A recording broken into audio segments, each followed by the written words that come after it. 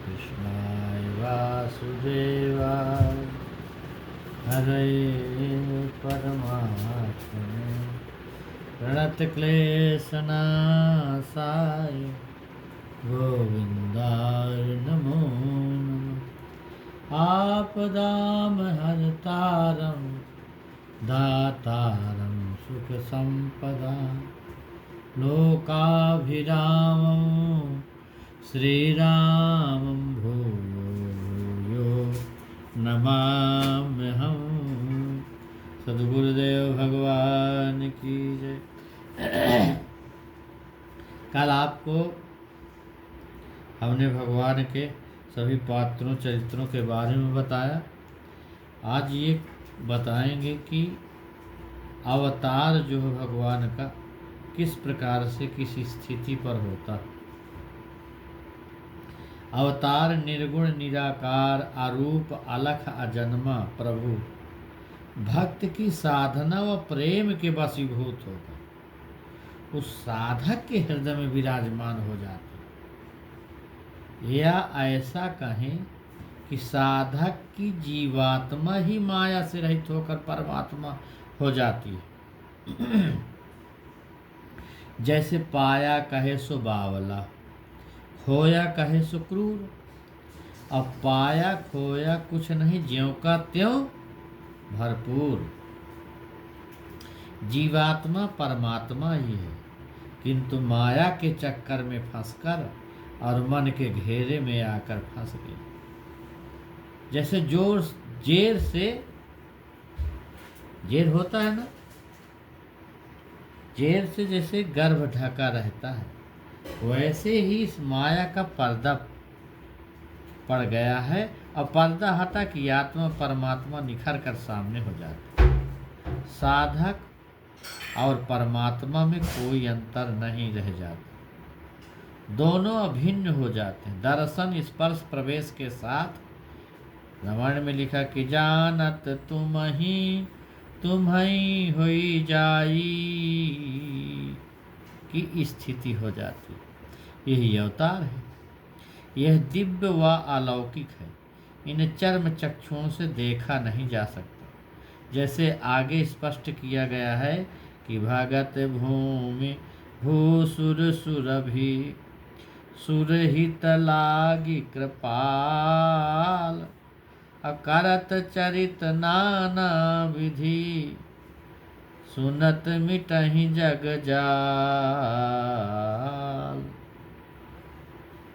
जो परमात्मा का भजन साधन करे वह भगत भूमि, और यह शरीर जो है वो भूमि है।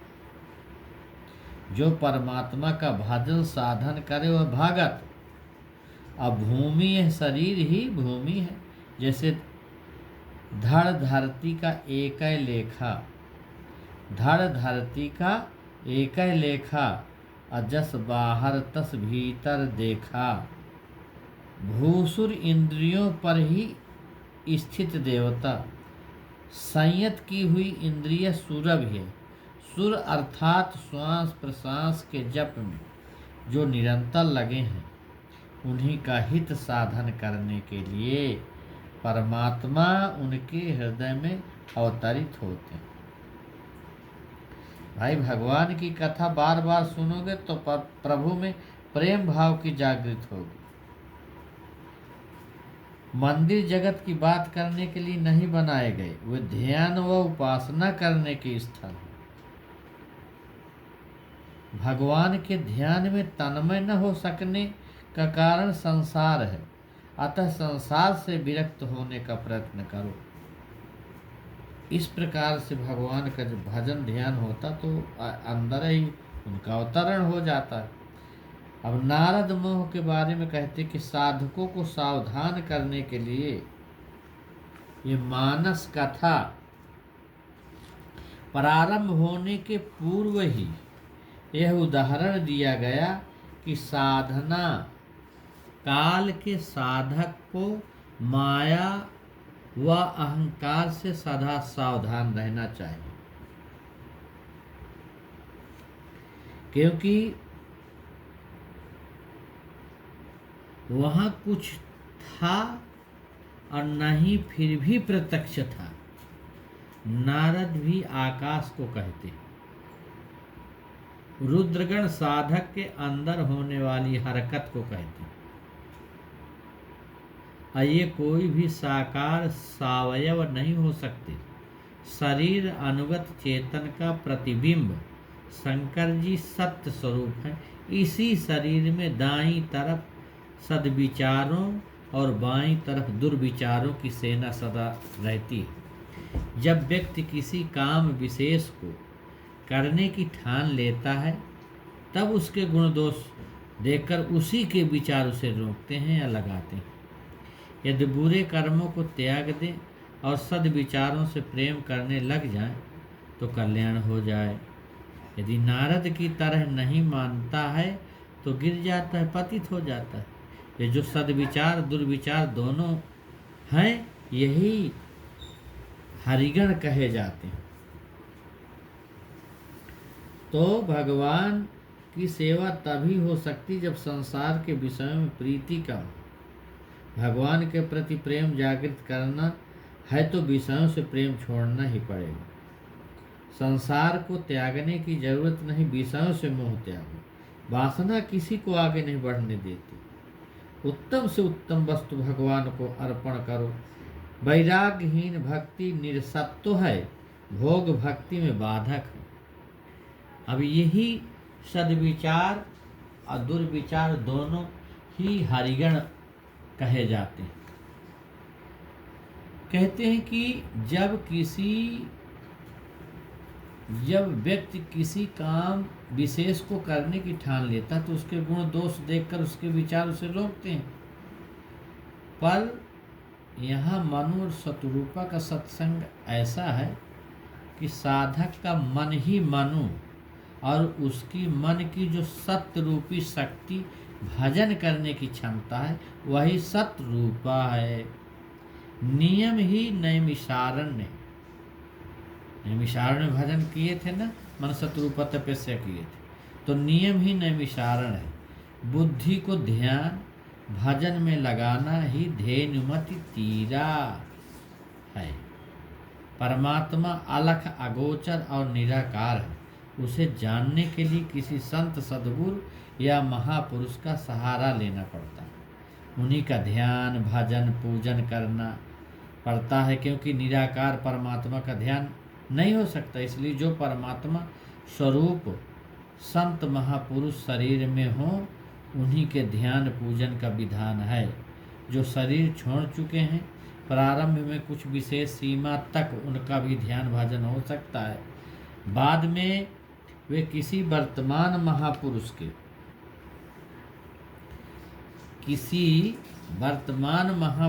के शरीर की, जैसे कोई महापुरुष हैं आपके नज़दीक में हैं या ठाकुर जी की कृपा हो ही जाती है, कोई महापुरुष की शरण में जाने का अवसर मिल ही जाता है। और महापुरुष मिलता है जिसको आंतरिक प्रेम हो गया प्रभु से। जैसे मनु और शत्रुपा यदि भिन्न भिन्न होते तो दोनों के वरदान भी भिन्न होते। इसलिए अवध समय को कहते हैं, अवध समय को कहते हैं। साधक की 10 इंद्रियां विषयानंद को त्याग परमानंद में जब लगती है तो साधक फिर भैया दशरथ हो जाता है, जिससे अवध की स्थिति प्राप्त होती है। जब दशरथ की स्थिति आ गई तो भक्ति रूपी कौशल्या और कर्म आराधना रूपी कैकेयी और सुमति रूपी सुमित्रा स्वतः आ जाएगी। श्वास प्रश्वास के जप की क्षमता आ गई तो यही श्रृंगी ऋषि का आगमन हो गया। ईश्वर की जानकारी करने के लिए यह श्वास प्रश्वास का जप किया जाता है, यही यज्ञ है। ऐसे यज्ञ से ख्याल से सूरति रूपी खीर प्रकट हुआ। अब किसने दिया? अग्नि रूपी परमात्मा ने दिया। इस प्रकार भजन की प्रक्रिया द्वारा परिणाम स्वरूप राम जो ज्ञान स्वरूप है, भरत जो है भाव है, लक्ष्मण विवेक है और शत्रुघ्न सत्संग है। यही सत्संग रूपी 4 फल प्रकट हुए दशरथ के। यही प्रकट होने की बात आई, क्योंकि यह पूरी प्रक्रिया साधक के अंदर मन में ही हुई है, बाहर नहीं। बाहर कुछ हुआ ही नहीं। धीरे धीरे उनकी शक्तियों और अंग प्रत्यंग आ जाते हैं। यह मानस कथा माने अर्थात मन में होने वाले चरित्र हैं। मानस कहते हैं ना, तो ये मन में होने वाले चरित्र हैं। आगे जब यही साधना स्थूल शरीर से हटकर सूक्ष्म शरीर में प्रवेश पा गई, तब 10 इंद्रियों अर्थात दशरथ की मृत्यु हो गई। दशरथ कोई व्यक्ति थोड़ी था जो मर गया। अरे ये इंद्रियां विषयानंद की ओर से मरकर परमानंद में मगन हो गई, यही दशरथ की मृत्यु है। क्योंकि मृत्यु का अर्थ है जीवन का हिसाब बताने का दिन, यही मृत्यु है। तो आगे जब यही साधना करते करते ये सारी चीजें जो दशरथ में बताया, और ये 4 दशरथ के बेटे पैदा हुए, साधन की श्रेणियां हैं। दशरथ कोई व्यक्ति थोड़ी था जो मर गया। ये इंद्रियों का विषयानंद की ओर से मरकर परमानंद में मिल जाना, वही दशरथ की मृत्यु है।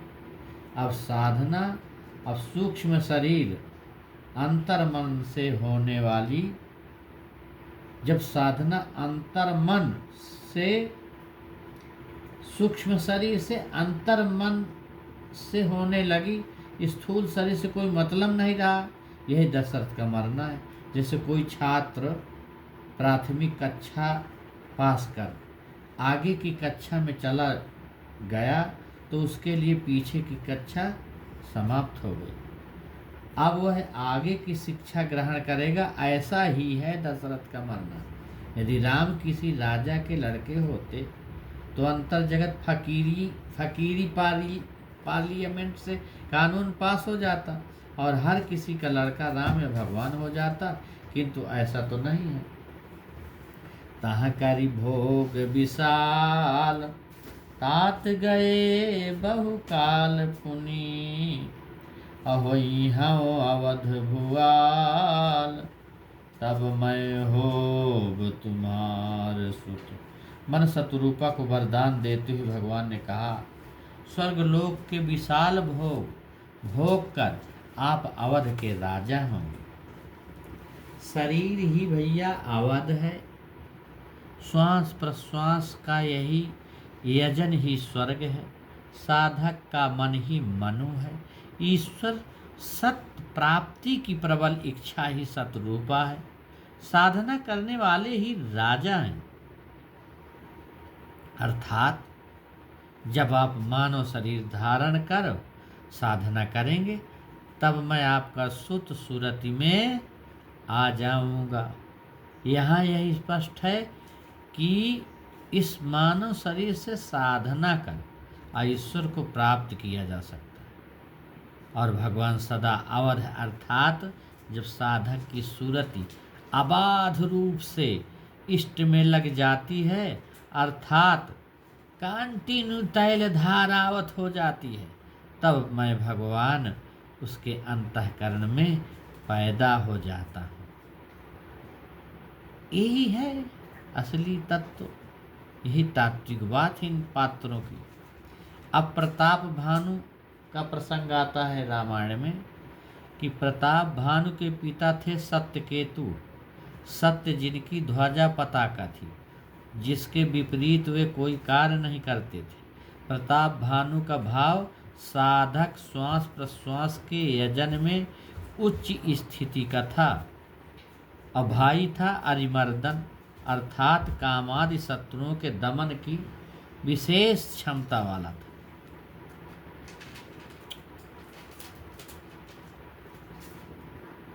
मंत्री धर्म रुचि अर्थात मन धर्म में विशेष रुचि वाला था, अर्थात साधक सजातीय सेना से परिपूर्ण संसार रूपी शत्रु को जीतने योग्य था। उसके मन में वन अर्थात संसार बस गया। अश्व अर्थात आधन स्व, जिसके कल तक भी रहने की गारंटी नहीं, ऐसे संसार में आसक्त हो गए। सुरत रूपी सुअर साधक को संसार रूपी वन में बहुत दूर ले गया, अर्थात सुरति परमात्मा से बहुत दूर हो गई। माया रात्रि है, अर्थात परमात्मा रूपी प्रकाश से दूर हो गया। माया रूपी अंधकार में चला गया वो राजा, उसका मन ही कपट मुनि है। वहाँ एक कपट मुनि से नहीं भेंट होती, उसमें विश्व विजेता अजर अमर चक्रवर्ती सम्राट होने की इच्छा प्रकट हो गई। इच्छा विनाश की जड़ है। ये जो प्रताप भानु का प्रसंग है, यहाँ हम पूरे सबको लेकर के हर पंक्ति पर रामायण की वो आध्यात्मिक चीज़ों से उसको जोड़ रहे हैं। इच्छा काया इच्छा माया, इच्छा जग उपजाया, अकह कबीर जे इच्छा विवर्जित ताका पार न पाया। ऐसी इच्छा कर लेने के कारण साधक जो है वो पतित हो गया और सर्वनाश को प्राप्त हुआ। साधकों के लिए यही चेतावनी है कि उन्हें लक्ष्य के विपरीत कोई इच्छा नहीं करनी चाहिए। ईश्वर अवतार का यह दूसरा कारण है। यही प्रताप भानु और अरिमर्दन दूसरे जन्म में रावण और कुंभकर्ण हुए और मंत्री धर्मरुचि विभीषण हुए। अब मैं यहाँ तक की कथा यहीं बता रहा हूँ। आगे फिर कथा बताएंगे कि इनका जन्म हुआ तो फिर साधना की दृष्टि में ये क्या बने, उसका मैं विवेचन कल करूँगा। आज यहीं तक। ओम शांति शांति शांति। ओम सद्गुरुदेव भगवान की जय।